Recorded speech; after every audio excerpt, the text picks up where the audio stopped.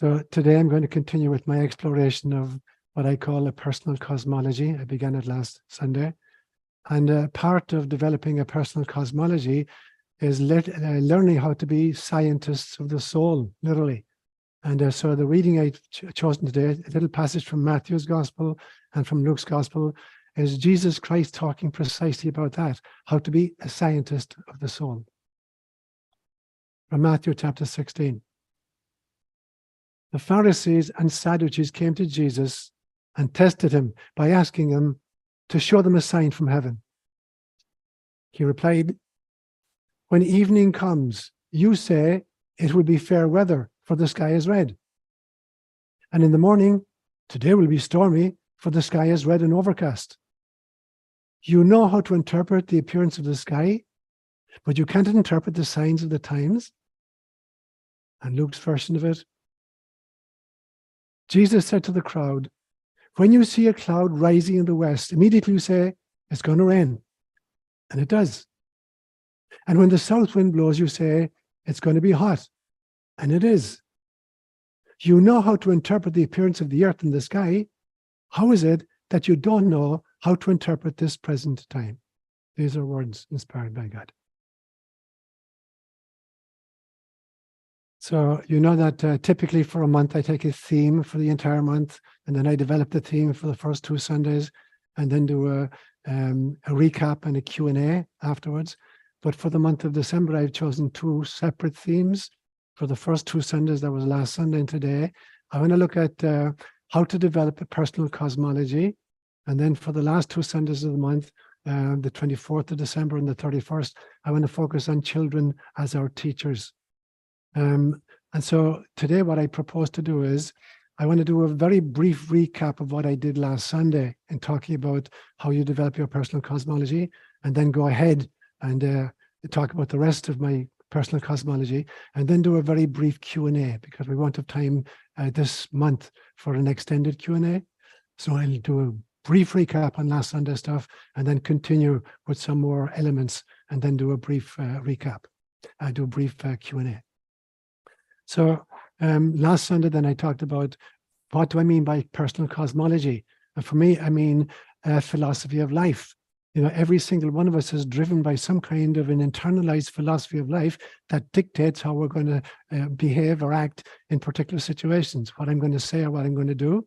The problem is that this philosophy of life, or this personal cosmology, has been unconsciously acquired from our teachers, our families, our school systems, the TV, the radio, whatever.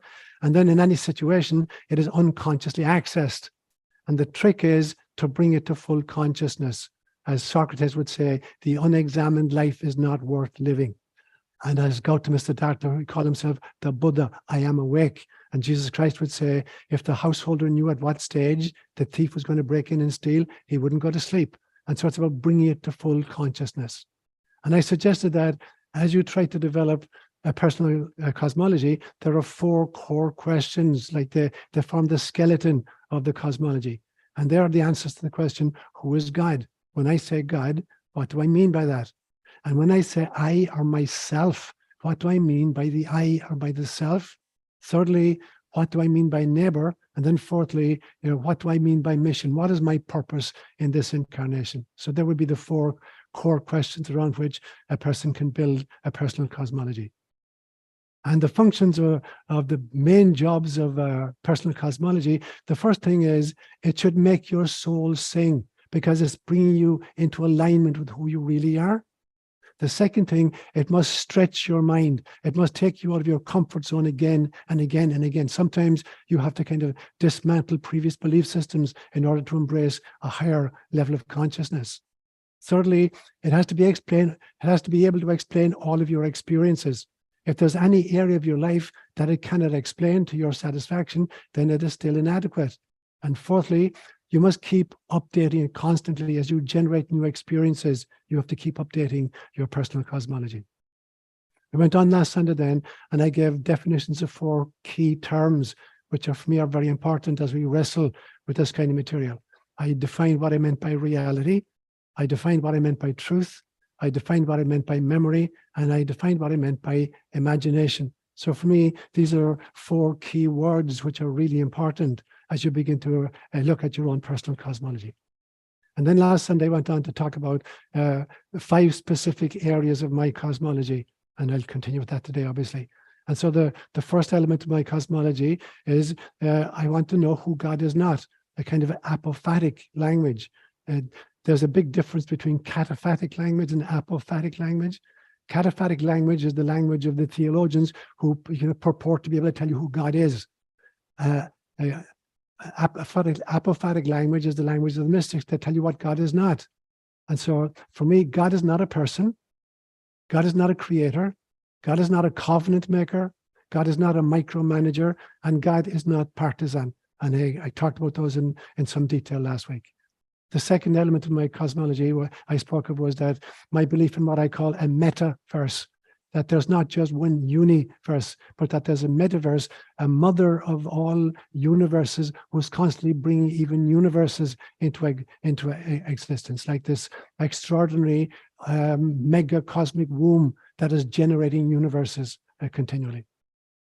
The third element I spoke of last week was I looked at the notion of origin of life on this planet. Where did life come on planet Earth? Planet Earth is only about 4.6 billion years of age in a universe which is 13.6 billion years of age. And so literally there are parts of the universe which are literally 3 times older than planet Earth. So where did life come on? Where did life on planet Earth originate from? And a part of that I talked about the possibility of extraterrestrial civilizations seeding life here. And I talked about cargo cults, that when a very technologically unsophisticated culture meets a very technologically sophisticated culture, they begin to worship them as gods. And we talked about the notion of cargo cults in the Polynesian Islands during World War II, when American and Japanese aircraft were visiting them. Fourthly, last week I talked about my own idea of evolution, and I distinguished between the notion of Charles Darwin and Stephen Jay Gould, between the notion of the idea that nature kind of favors the bold, and that there's spontaneous evolution, which is without any kind of teleology or direction whatsoever, on the one hand, and that it's a gradual ascent into complexity, versus the notion of Stephen Jay Gould, a Harvard biologist who talked about stepwise development, but a kind of sudden jumps occasionally. And I spoke a lot about last week about what I call anthropocentric mythologies, belief systems which are really based on putting the human being at the center of everything else. So, for instance, the anthropocentric myth that there's only one universe, or that there's only life on planet Earth, in this plethora of galaxies in this universe, that there's only life on planet Earth, or that only one species has a soul, the human species, or that we only get one shot at life. So I went into those in great detail. And then I wound up last week looking at my understanding of what I mean by a soul. When I say soul, what do I mean? So that's where I went last week. So I'm going to build on it now and talk about some other elements of my own personal cosmology. So firstly, I want to talk about what I call soul pods and shadow pods. So souls exist in a timelessness, but we sign up for incarnational experiences where we voluntarily self-limit in order to try to feel what would we look like, what it would feel like to forget temporarily that we are actually bite-sized pieces of God, that we're holographic fractals of source. So we sign up for this experience and we voluntarily self-limit to kind of generate that experience. I believe as well that not all souls come to planet Earth. Some souls, incarnate on different planets, and some go into different dimensions where there's a totally different kind of frequency and a whole different kind of density or lesser densities. So we're not, all the souls that God creates don't actually just come to planet Earth. They're scattered throughout the metaverse as far as I'm concerned.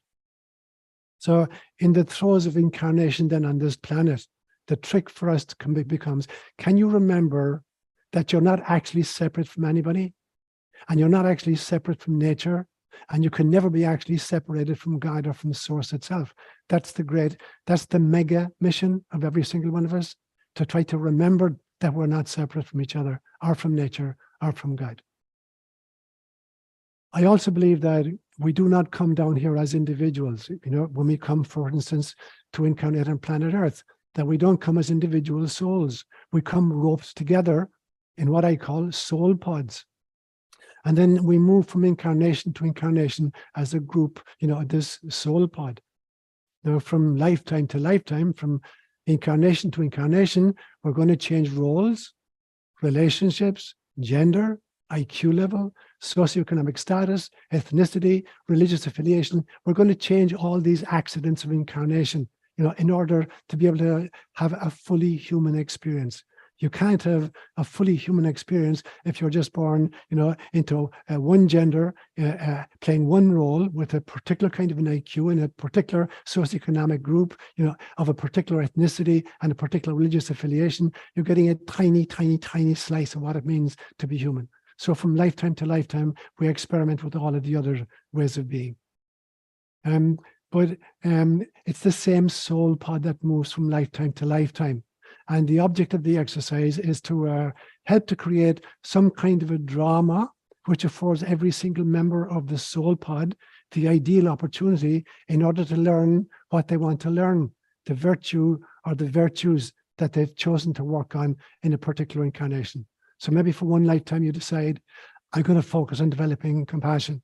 Another time it is, I'm going to focus on developing courage. Another time, patience. Another time, integrity. Another time, forgiveness. And so we have different kinds of ideals as we incarnate each time. But I also believe that as well as being part of surrounded by a soul pod, I think we draw other people from what I call the shadow pod. And the shadow pod are the people in our lives that really, really test us. You know, sometimes we regard them as enemy figures, whether they're members of our family, you know, or living in the same village or at the other side of the world. So I call those people, you know, members of the shadow pod. And every one of us is part of the shadow pod for some other group. So I believe that we need weeders and fertilizers in our psyches and in our spirituality to make our souls advance. So the fertilizers are the people who love us unconditionally, and they're really good for us. But if we only have fertilizers in our life, we all become complete narcissists. And so we need weeders in our lives as well to point out our inadequacies. And this for me is why Jesus said, you must love your enemies. He's not talking about lying down and letting people walk all over you. What he is saying is recognize that you've contracted with each other, that these people are a part of your life to test you and to weed your life. And so in some senses, our enemies often are the best teachers that we have. So that's what I mean by soul pods and shadow pods. So what kind of equipment do we come with if we decide, for instance, to incarnate on planet Earth? And I believe there are four main kind of aspects to this, to our equipment. There's physicality, there's emotionality, there's intellectuality, and there is personality. And this is what we need in order to kind of navigate, you know, through Earth incarnation. So physicality is the actual spacesuit that we're wearing with the particular organs and the sensorium, you know, that go along with being a human person. Emotionality is so that we can relate to life, not just at a physical level, but at the level of compassion, that we have intuitive feelings of the pain of other people. And so emotionality is part of the equipment. Thirdly, there is intellectuality, the mind's ability to think, and maybe even more importantly, to think about thinking. Only when we can think about thinking do we develop language skills. And that's the big difference between Homo sapiens that developed about 200,000 years ago, who could think, but they didn't have language. And then about 70,000 years ago, Homo sapiens sapiens, who could not only think, but they could think about thinking. They could manipulate, you know, symbols intracranially and thus give voice to language. So intellectuality has that ability. And then fourthly, there's personality. And for me, the personality is the interface between the spacesuit and the environment in which it finds itself.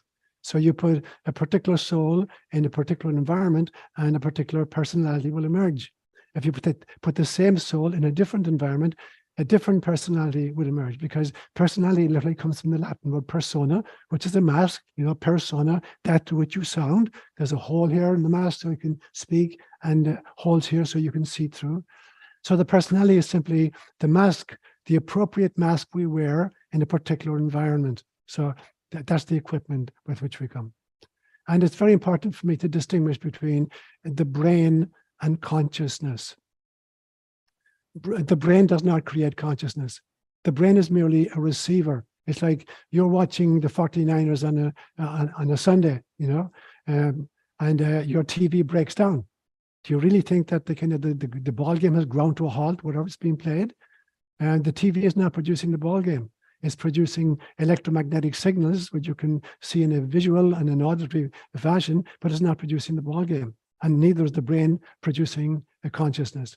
In fact, I think the brain is actually a reducer of consciousness, because if we had full access to the totality of the non-local consciousness, there was no way we could operate as human beings. So there are certain limitations to the spacesuit that we agree upon as we decide to incarnate.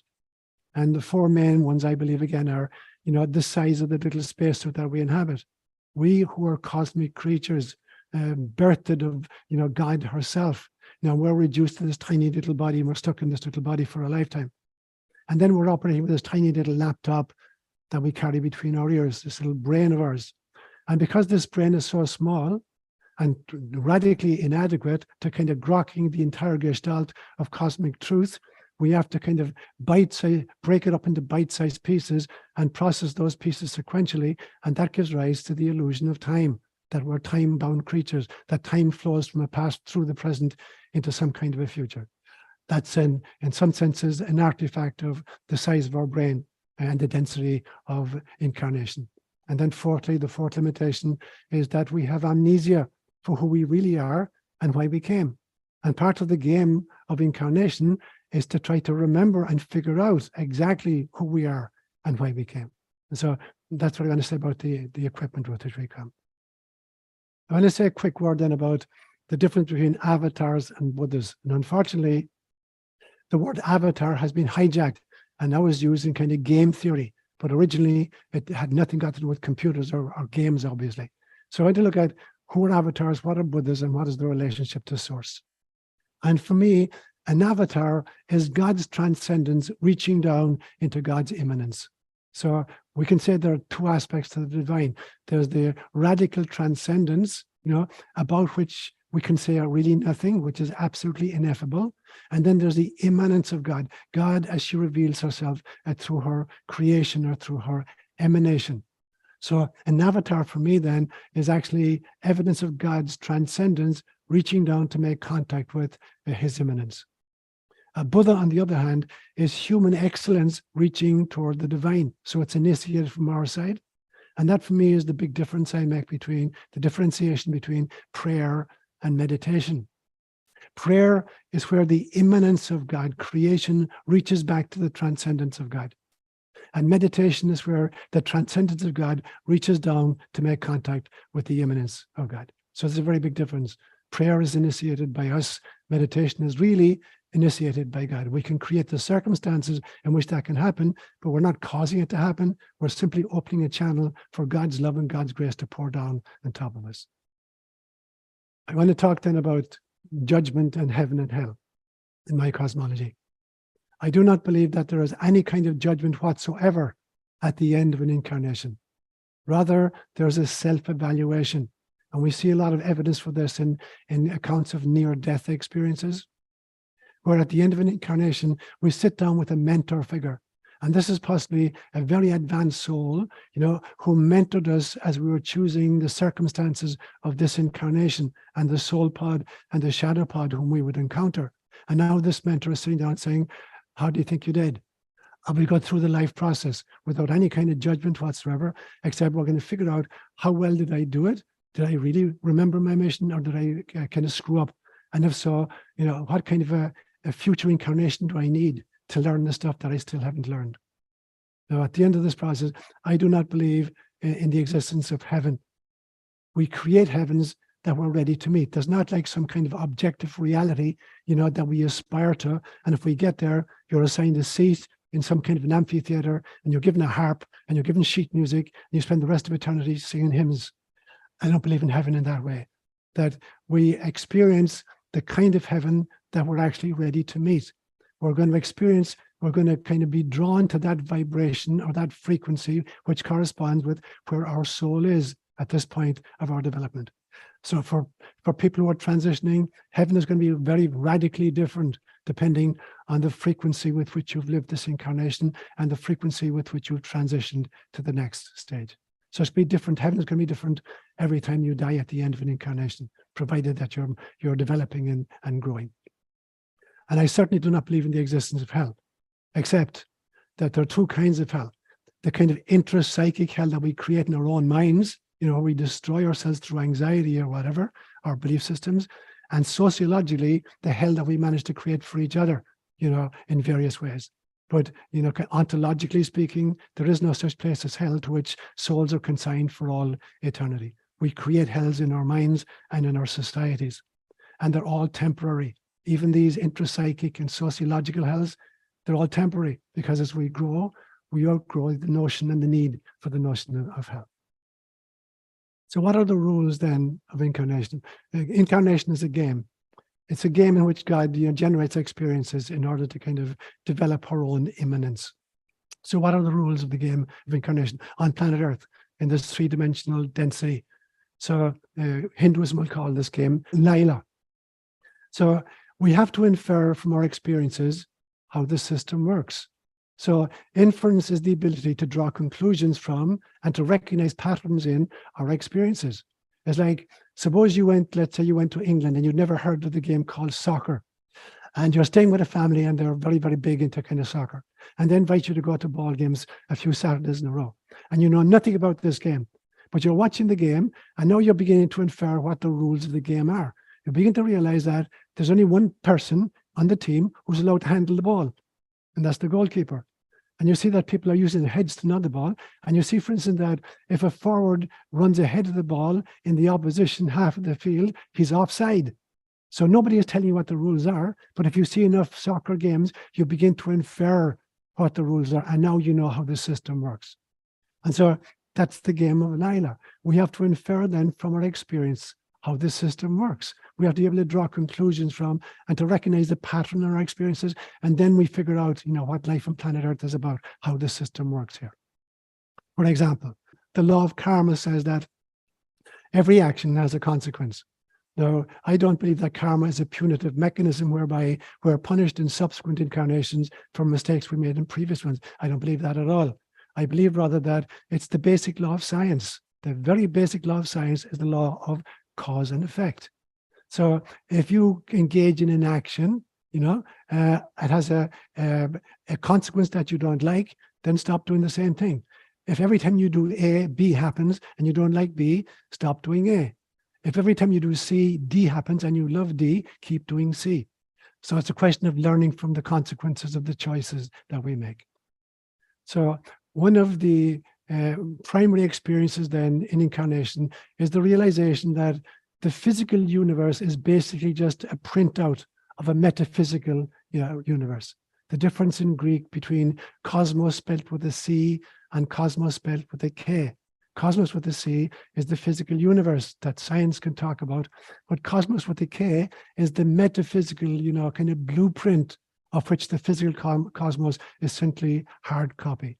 So we have to realize that in order to really develop a personal cosmology, we have to be able to trawl the metaphysical universe, which leads me then to the whole notion of the science of spirituality. And there's a real science in spirituality. So we have to become scientists of both the cosmos with the C and the cosmos with a K. Now, your typical scientist, working in the world, whether it's a geologist or a neuroscientist, or a physicist, whatever, goes through the following kinds of stages. She's going to make a bunch of observations in her field of interest. That's stage one. Then stage two, she's going to gather her data. Stage three, she's looking for some kind of a pattern in the data. Stage four, then, is if she thinks there's a pattern, she's going to create a hypothesis to kind of explain what the putative pattern might be. Then she's going to have to set up some kind of empirical studies to figure out whether her hypothesis is correct. And if it proves to be correct, it has to be replicated in a few different laboratories. Otherwise, it could just be statistical aberration. So if all the scientists figure out, yeah, we're getting the same result here, now you've established a principle in the field. And then when you put together a bunch of principles in the field, you've created a model of the field. Now, eventually, new anomalous data present themselves, and we have to tweak the model to accommodate the new anomalous data. And sometimes there are so many anomalous data coming in that the old model is radically inadequate. And then we have to disband it and create a brand new model that can accommodate all the old data and all of the new data. And we did that twice in the 20th century with relativity theory and with quantum mechanics. Now, the very same thing is true of mystics. When you study the great mystical traditions, well, they go through exactly the same process. Observation, data collection, pattern recognition, hypothesis, testing, in the laboratory of their own experience, and then the laboratories of other people's experience. Then they develop, principles and a model, and they're constantly open to new insights as new prophets come among us. So many years ago, I invented the term mysticist, and for me, a mysticism, a mysticist is a cross between a scientist and a mystic. And so there are people like maybe Teilhard de Chardin, who opt for gnosis rather than dogma, who opt for wisdom instead of just mere knowledge. And of all these laws of the game that we're inferring, from being incarnated, the single most important law of all, obviously, is the law of love. Ultimately, the evolutionary trajectory, I believe, is a single journey that begins in God's womb and ends in God's heart. I want to look then at why did we come? Why did you volunteer for incarnation? In 2013, I co-authored a book with two other psychologists, Matt McKay and Ralph Metzner. And the name of the book is Why? What Your Life is Telling You About Who You Are and Why You're Here. And in this book, what we attempted to do was to try to dismantle old dysfunctional cosmologies that claim that the secret to happiness is to avoid pain, to seek pleasure, and to pursue power. And we've tried that for over 100,000 years, and it obviously is not working. So we were trying to kind of develop different cosmologies that put together the mission of the universe, the mission of the planet, and the mission of the individual. And I think that's why every single one of us comes down here, that you've got a tripartite mission. The first part is to wake yourself up to your own inner divinity. The second is to help, wake others up to their inner divinity. And thirdly, it is to try to shift the consciousness of the very planet itself so that the planet itself discovers its Buddha nature or its Christ consciousness. And then I want to talk about the journey back to God then, from where we are right now. So we have firstly to realize the philosophical fallacy, which has been called the myth of the given. The myth of the given is the fallacy that claims that our sensory apparatus give us, accurate one-to-one maps of external reality. That what our sensorium, our eyes and our ears, etc., deliver to us is actually a real map of what's living out there. So obviously, it's not like that. I've come up with a few different kind of metaphors over the years to try to understand that for myself. One of them was, if you were to imagine that you live in this huge, huge, huge, big concrete shed, you and all people live in this huge concrete shed. And there's no egress or entrance to it. There are no doors and there are no windows. But on one wall, there's a kind of a lever. And if you pull the lever, it dispenses kind of mincemeat into the interior. And so you have no idea what lies outside the shed. So you'd be forgiven for thinking that the outside is simply masses of this squiggly meat, so that when you pull the lever, it dispenses a bunch of it inside. The truth is that what's outside is that there's a farmer with a herd of cows. And every so often he comes up to a machine on the outside wall and he puts the cow through a mangler. And what comes inside is the minced meat. But you think that the outside is just mounds of minced meat, and it's not. There are rivers, there are mountains, there are streams, there are people, and there are cattle. But you can't know that from simply living inside in the house. And so in some senses, our senses are like the meat that comes in. Our brain is like the cooker that cooks the stuff for us, and our taste is reality. What we taste then becomes our reality. So that's one metaphor I've used over the years. Another one was a vision I had many years ago where I found myself standing in front of a circular cylindrical tower, many, very, very, very high, many different floors to it.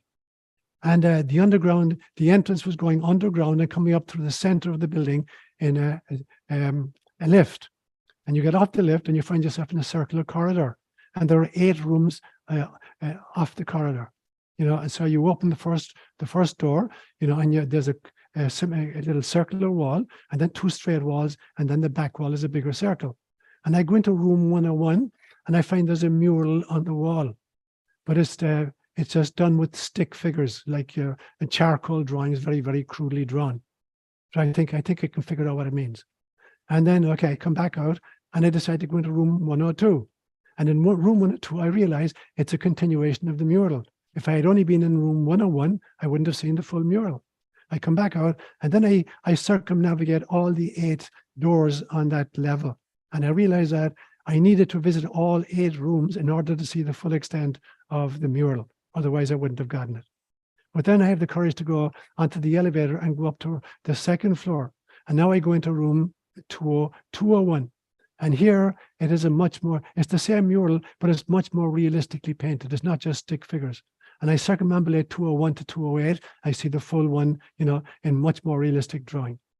I go to the 3rd floor and I do the same thing. And I find I'm looking at the same mural, but it is in full colors, really beautifully done in full color. I go to the 4th floor and I find myself, the mural is now holographic. It has a 3-dimensional aspect. I go to the next floor, and not only is it 3-dimensional and holographic, but it is interactive. I can actually interact with the mural. So for me then, when I play with this metaphor, it's like the different rooms represent different states of consciousness, and the different levels represent the different stages of the process. So anybody who's attempting to be a cartographer of reality, who's only visited room 101, is radically inadequate. And that is the problem from kind of materialistic scientism, the belief system that going into room 101 gives you all the data you need to create an adequate map of reality. Unless you have prepared to be a mysticist and to visit all of the rooms and all of the floors of it, then you're not able to make an adequate map of reality. Being a mathematician, I love to play around with formulas of various kinds. So a few years ago, I created what I call a simple equation of enlightenment. And it goes like this. It's E is equal to AX1 plus BX2 plus CX3 plus DX4. And E stands for enlightenment. And X1 stands for self-understanding or self-identification. X2 stands for intelligence. X3 stands for wisdom. And X4 stands for compassion. And then A, B, C, and D are the kind of the valence or the weighting that I give to each factor. So X1 then is self-awareness. And to the extent that we misidentify and think we are our physical bodies in a physical world, we cannot become enlightened. So that's a kind of a limitation or level of self-awareness. X2 is intelligence, which is the ability to understand, manipulate, and even control our physical environment, whether that's our body, our community, or the planet itself. That's what I mean by intelligence. X3 is wisdom. And wisdom is the ability to understand and align with the metaphysical units, not just the physical, but the metaphysical. X4 is compassion, which is treating all sentient beings as my neighbor. Now, for the fun of it, I started playing around.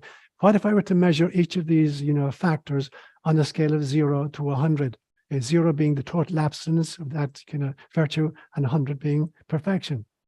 Now, suppose, for instance, that I got 95 on self-awareness. I understand that I have a body, but I'm not identified with it. I understand that I have emotions, but I'm not identified with my emotions. I understand that I've got an intellect, but I'm not identified with my intellect. I understand that I have a personality, but I'm not even identified with my personality. I realize that I'm a bite-sized piece of God. Intelligence would mean then that I understand how the physical cosmos works. Wisdom, I understand how the metaphysical universe works. And then finally, I created a 6-column diagram on a piece of paper. In the first column, I put the names of famous people like Jesus, the Buddha, Muhammad, Mahatma Gandhi, Einstein, and Hitler. In the second column, I put self-awareness. In the third column, intelligence. In the fourth column, wisdom. In the fifth column, compassion. And then the sixth one was the total of all the scores. And I plugged in a whole bunch of numbers. So for instance, I began thinking, where did I think that Jesus was on self-awareness? How intelligent did I think he was? How much wisdom and compassion did he have? And then I did the same with the Buddha, Muhammad, Mahatma Gandhi, Einstein, and Hitler. So I invite you sometimes to maybe do that exercise for yourself. Put any characters you want. And then much more importantly, put yourself in the equation and see where do you fit? What's your total score on this? So let me finish today then with this one metaphor. I believe that life is like a jigsaw, giant jigsaw puzzle. So if you were to take a brand new jigsaw puzzle, open the box and scatter all the pieces of the jigsaw puzzle on the table, certainly the way I do it, and I'm sure most people do it, the first thing you want to do is you want to identify the 4 corner pieces where there are 2 straight lines at right angles to each other. So the first thing you're going to look for 4 corner pieces. Then you're going to identify all the pieces that have straight line edges. So you're going to create the perimeter of it. And then you have 3 clues for doing the rest of the jigsaw puzzle. The 3 clues are the contours of the individual pieces, the colors in the individual pieces, and then finally the picture on the box that you're trying to recreate. So if I use this metaphor, what do I mean by it? The 4 corner pieces for me are God, self, neighbor, and mission. The perimeter, the straight pieces, are your personal cosmology. The colors and the contours are your experiences in life, and the picture on the box is your own divine face. And it's very important to know that when you throw all the context of the box onto the table, you have to realize that everything that's there is necessary, and everything that's necessary to complete your life's mission is there. Every experience, every situation, every person in your life is there for a purpose. There's nobody there by accident, and there's no situation from which you cannot harvest love. The big pity for me is if I wind up at the end of my life on my deathbed, and I realize there are extra pieces that I never used, and there are large holes in the jigsaw of my life, I know I'm going to have to come back and do it all again. Namaste, my brothers and sisters. So for a few minutes now, let's do a quick Q&A. I have just, well, 2 questions. I didn't understand the small c and the C and the K Yeah. of cosmos. If you could explain that distinction, I didn't quite understand the distinction. And then also, if you want to throw in, what do we do with the weeders? Are we supposed to just weed? 2 great questions. So for the Greeks, you know, in their alphabet, they distinguish between a C and a K, as we do in the English alphabet. So when they talked about the cosmos with the C, they're talking about the visible universe. They look up, they see the stars, you know, they say the moon, the sun, whatever, and they create kind of their own astrophysics. And so that's what they mean with the C. However, the Greeks, when you think of people like, say, Plato and Socrates, they were big believers in a non-physical universe. Plato talked about the ideal realms, for instance. So, for instance, he said, there's no such thing as a perfect circle. You cannot draw a perfect circle on the ground because your hand is going to shake or the ground is going to be uneven. But there is an idealized circle somewhere in the metaphysical realms. And so it's like the difference between an archetype and a complex. And so there is a perfect version of the universe at a metaphysical level, which cannot be kind of grokked by the sensorium. And so because they were deep into metaphysics, and metaphysics is actually a part of philosophy if you study philosophy. So metaphysics is wrestling with what gave birth to the physical universe. So in some senses, it's the difference between the baby and the mother who gave birth to the baby. So we're looking at the baby as a physical cosmos. Who gave birth to this baby? Who is the mother? So the metaphysics has to do with the mothering of the physical universe in which we find ourselves. The second question then, you asked about what do we do with the weeders in our life? Now, in my time in Kenya, I worked with peoples with 3 different tribes over 14 years, all of whom had been nomadic pastoralists for thousands of years. And when Kenya got its independence on December 12th in 1963, the new government was forcing nomadic tribes into a settled agricultural lifestyle because it's very difficult to administer a nomadic population. These tribes people had no tradition whatsoever in agriculture. And so part of what I was doing actually was teaching them elementary agriculture. And so where I lived, we only got 3 months rain in the year, July, August, September, you know, and we got torrential rain then. But the rest of the year, temperatures were like 124, 125. So we were developing a form of agriculture that could go from planting to harvesting in 3-month period. So we brought in maize, corn, and they would go out in a group of 4 people. And the first guy, they'd walk in a line behind each other. The first guy had a stick with a point in it, and he would just jab a hole in the ground every 6 inches. The second guy would go along and he would have a bag of maize seeds, and he put 2 seeds into each hole. The third guy, if the family could afford it, and not every family could, would have a bag of artificial fertilizer, powdered fertilizer, with a spoon, and he put a spoon of fertilizer into each hole. And the fourth guy would just come and cover up the hole with his foot, and they're walking behind each other. And then after about 4 or 5 weeks, after torrential rains, the young stalks would be like a foot high, and then they'd go and weed it. Then after about 2 months, it would be like 4 or 5 feet high, and they'd weed it again. And then at the end of 3 months, they'd harvest it. So I bring these people in for kind of seminars, agricultural seminars. And I would say to them, if you had to make a choice between fertilizing the maize and weeding it, and you want to optimize your harvest, but you're only allowed to do one, which is the more important, the fertilizing or the weeding? And initially they were just guessing, but after 4 or 5 years, they always got the answer right. It is far more important, if you want to have a harvest, to weed than to fertilize. Because when you fertilize, you give growth to everything, all the weeds, all the grasses. You've got a jungle there with a little bit of maize stuck in the middle somewhere. But if you weed, you get a much better harvest. If you can do both, obviously, it's optimal. And then I would say to them, because I was their priest as well, I would say, that is what Jesus Christ meant when he said, love your enemies. He's not saying that people walk all over you. What he is saying is your enemies are performing a weeding function in your life. They're going to point out your inadequacies. Now, sometimes they'll take great pleasure in doing this, and sometimes they'll exaggerate wildly, and sometimes they'll tell lies. But they're playing a very, very important function.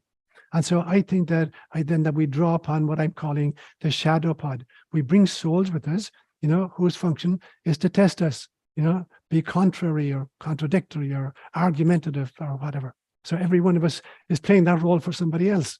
And there are people in our lives that are playing it for us. I have a question about soul pods that beings incarnate with lifetime after lifetime and switch roles. What about beings that have incarnated for the very first time, like just for, say, like for this lifetime only, because of what's going on now? And how do they relate to soul pods, or how does having a soul pod relate to them if they've never been here before? That's a great question, Denise. So I think that there are some very advanced souls, and I think we're actually seeing a bunch of them. There's one group that began coming in 1999, sometimes called the Indigo Children, and then a later group called the Crystal Children, that there are very advanced souls who are seeing the predicament in which planet Earth is going through right now, and they're volunteering to come in to kind of be the firefighters, or the Marines on the beach of Normandy in some way. So and many of these, either haven't had previous life experiences, but they certainly have had life experiences on planet Earth. They've had life experiences elsewhere in more advanced places. And that, unfortunately, is why many of these children, appear to be kind of autistic or developmentally delayed in some way. And it's not because they're lacking in cognition or spirituality. It's because having kind of parachuted in here and accepted the limitations of incarnation on planet Earth, they realize just how much doo-doo they're in. And very often they're not appreciated, and they're vilified, or they're kind of marginalized. And so to get their mission started is quite difficult for some of them. So some of these kids, at least, will resort even to suicide. I bit off more than I can really chew. I'm out of here. Get me out of here. And so until we get used to the fact that there's this wave of very advanced souls coming in to kind of get us out of our predicament, it's going to be more difficult. And so you're right then that they choose then to become part of a soul pod for the first time. It's like a new baby being born into a family of 11 kids. So there's a family of 11 kids already, and this soul joins them as child number 12. And so in some senses, there may not have been a previous history of being part of the soul pod, but now they're connected to each other very, very importantly. Personally, it feels like I've been spending my life recognizing that what I thought was a soul pod was a shadow pod, and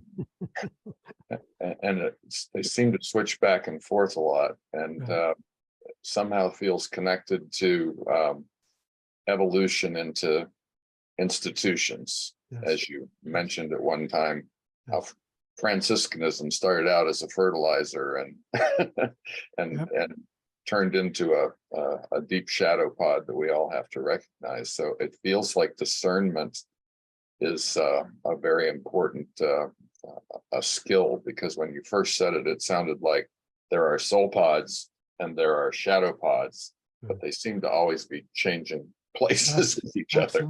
Absolutely. So let me distinguish then what I mean by that, Tom. It's a great question. So, and I'm going to actually talk about this in a lot more detail during the retreat in March with God's help, when I talk about my own kind of experience of life between lifetimes. And so I think the soul pod is quite a small group. It's somewhere typically between about 18 and 20 members are part of the soul pod that continues to incarnate again and again. But in any incarnation, we're going to be joined by a whole bunch of other people. So it may well be, for instance, that members of your birth family are not really members of your soul pod. They're actually members of a shadow pod, you know.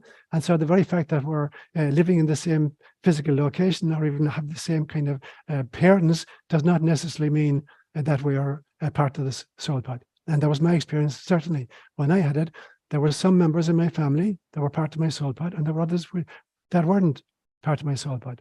There was like a spectrum between, they're definitely shadow pod members, to just their neutral characters that, I decided to kind of experiment with and see what would it be like. What would I learn what would I learn in an incarnation where I had these other people involved in my life? And you're absolutely right.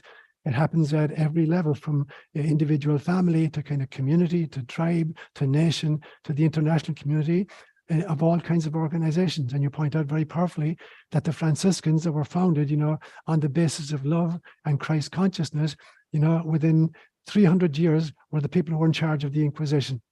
And so, very, very often people are attracted to an organization or to a kind of an agency that they believe is really, really good, but they're bringing, a very contaminated version of the self. And what they do is, they corrupt the entire system. I've used the example many times of water project I was involved with in Kenya. So if you're piping, water through a system where the pipes are corrupted, it's going to poison the consumers. But even if you have very, very good pipes, but the water that's coming through is from a polluted source, you're going to corrupt. You're going to kind of corrupt the people, and you're going to corrupt the pipe system itself. So there has to be a balance between individual kind of commitment to Christ consciousness and the kind of the dismantling of structures that impede that, and the erection of the systems that facilitate that. But if you have good structures, with undeveloped people in it, they'll corrupt the system.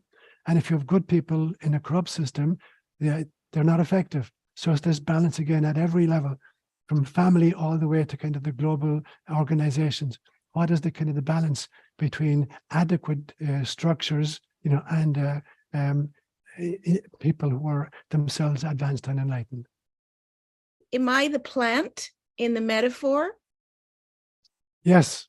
Yes. Okay. You're the harvest. No, you're more the harvest than the plant. Okay, so Yeah. I've had a recent frying pan on the head awakening about about someone in my ex partner who I've just awakened to, that is part of, I think, shadow pod. Right.